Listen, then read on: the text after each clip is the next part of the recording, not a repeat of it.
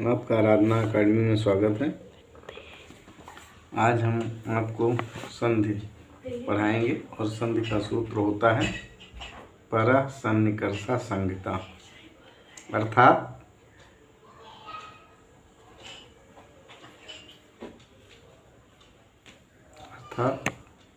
दो वर्णों के मेल को संधि कहते हैं। संधि कहते हैं, दो वर्णों के मेल को संधि कहते हैं। जबकि समास में दो शब्दों का मेल होता है। दो शब्द या दो से अधिक शब्द अगर मिलते हैं तो समास कहलाती है, और वही दो वर्णों के मेल को संधि कहते हैं।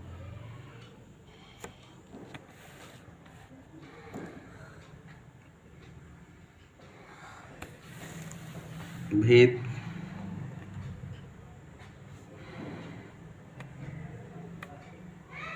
संधि के मुख्य भेद। संधि के मुख्य तीन भेद होते हैं।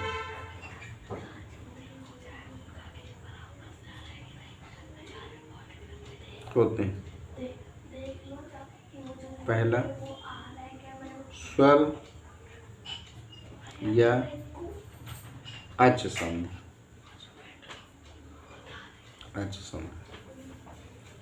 दूसरा आपका व्यंजन या हल संधि। तीसरा विसर्ग संधि। विसर्ग संधि। तीन भेद हो गए, स्वर या अच संधि, व्यंजन या हल संधि, विसर्ग संधि। अब इन तीनों भेदों में से हम पहले स्वर संधि या अच स्वर संधि का अध्ययन करेंगे। पॉइंट नंबर 1, स्वर या अच संधि कहते किसे की परिभाषा जान लीजिए।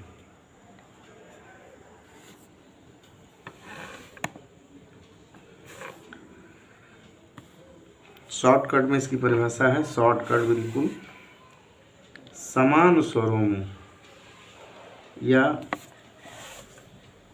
स्वरों के मेल को, ये कह लीजिए स्वरों के मेल को, स्वरों के मेल को स्वर संधि कहते हैं।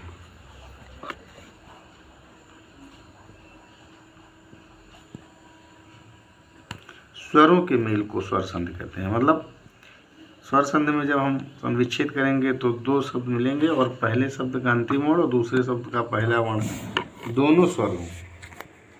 अगर एक स्वर एक व्यंजन तो स्वर संधि नहीं कहलाएगी, दोनों स्वर हों तो स्वर संधि कहलाई जाएगी, और स्वरों के मेल को ही स्वर संधि कहेंगे।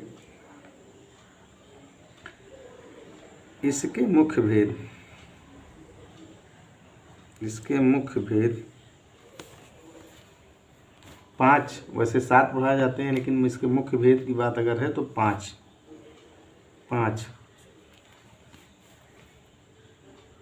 होते हैं। जिसमें से पहला है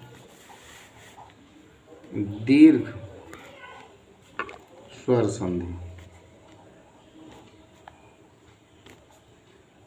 अब दीर्घ स्वर संधि का सूत्र जो है अक्का सवाणे दीर्घ, ये आपका दीर्घ संधि का सूत्र हो गया, अक्का सवाणे दीर्घ। अक्का आप संस्कृत में जाएंगे तो अक प्रत्याहार, अक्का माने अक प्रत्याहार के वर्ण, अक प्रत्याहार के यदि वर्ण सवर्ण हो, समान वर्ण हो तो समान स्वरों में जो दीर्घ होगा वही रूप हो जाता है। परिभाषा इसकी ये है, समान स्वरों में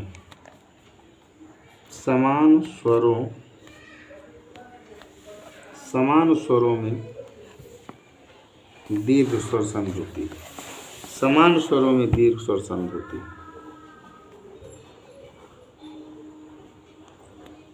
दीर्घ स्वर संधि होती है। अब समान स्वर का मतलब क्या है? जैसे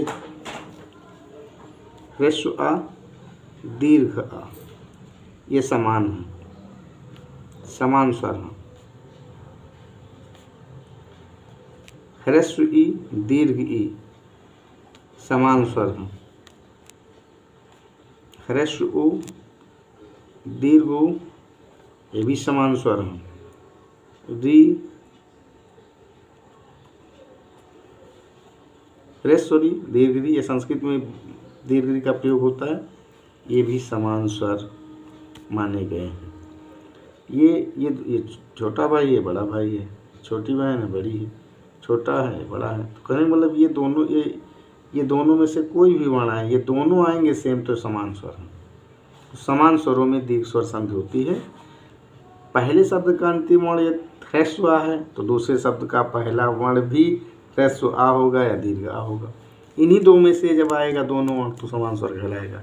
चाहे ये दोनों आए, चाहे दोनों आए, चाहे दोनों, इन्हीं में से वर्ण रिपीट होते हैं, तभी समान स्वरों में दीर्घ स्वर संधि होती है। जैसे कवि प्लस इंद्र। अब हिंदी में है तो यहाँ विसर्ग नहीं लगेगा, संस्कृत में अगर होता तो विसर्ग लग जाता, संस्कृत बन जाता। अब इसमें हम देखेंगे कि कवि का अंतिम वर्ण क्या है। तो कवि का अंतिम वर्ण कवि, कवि, कवि ई आ रहा है, ह्रस्व ई है। इंद्र का पहला वर्ण भी ह्रस्व ई ही है।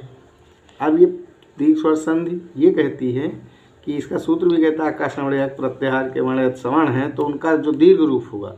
अब ई और ह्रस्व दोनों मिलकर इनका दीर्घ क्या होता है? दीर्घ ई।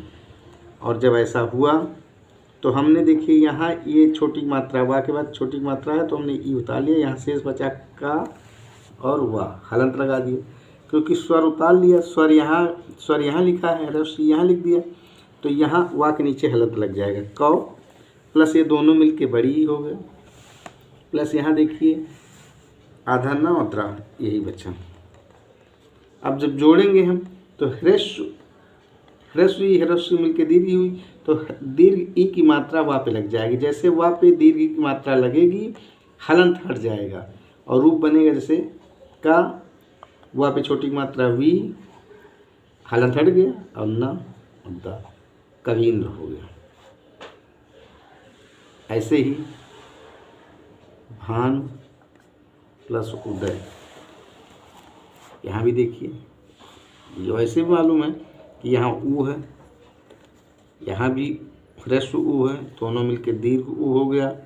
अब दीर्घ हो गया तो अपने आप यहाँ देखिए, अब यहाँ से ऊ नीचे आ गया तो यहाँ से केवल भान बचा, भान हलन लग जाएगा। जब स्वर नहीं, जब स्वर नहीं रहेगा तो व्यंजन हो जाएगा, हलंत लग गया, हलंत लगेगा तभी व्यंजन माना जाएगा। प्लस दीर्घ ऊ आ गया, प्लस दय आ गया। आप जोड़ेंगे आप इसको तो ये देखिए यहाँ बड़े मात्रा लग गई, हलंत हट गया, ये दय। हाँ, ये संस्कृत में होता तो यहाँ जो है विसर्ग लग जाता, संस्कृत का हो जाता। तो संस्कृत का है नहीं तो हिंदी का अगर है तो भानुदय, अगर संस्कृत होता तो यही विसर्ग लग कर वो बन जाता आपका वो। अब यहाँ वर्ण विच्छेद जानना जरूरी है। हम शब्द का अंतिम वर्ण कैसे जानेंगे? तो यहाँ वर्ण विच्छेद हम सीख लेते हैं। वर्ण विच्छेद, संधि विच्छेद से पहले भी वर्ण विच्छेद हमको आना चाहिए। वर्ण विच्छेद का मतलब होता है किसी भी शब्द का अगर वर्ण विच्छेद करना है हमें, मान लीजिए हमको करना है, जैसे हम पावक का करना है, पावक का वर्ण विच्छेद करना है तो पावक में देखिए पा है प्लस पा के नीचे हलंत लगाया, बड़े आ की मात्रा माने दीर्घ आ है, प्लस वाह है, वाह में भी हलंत लग गया, अभी व्यंजन हो गया तो इसमें भी आ है, प्लस का है, प्लस आ है। पावक का अगर वर्ण विच्छेद पूछा गया तो पा प्लस आ प्लस वाह प्लस आ प्लस का प्लस आ, पावक। पावक में देखने से 3 ही अक्षर 4 ही लग रहे हैं, लेकिन यहाँ देखिए 1 2 3 4 5 6 वर्ण मिलकर के पावक बना है। तो वर्ण विच्छेद की जानकारी हमें होना जरूरी है। आज के संदर्भ में इतना ही, बाकी नेक्स्ट क्लास में पढ़ाएंगे। धन्यवाद।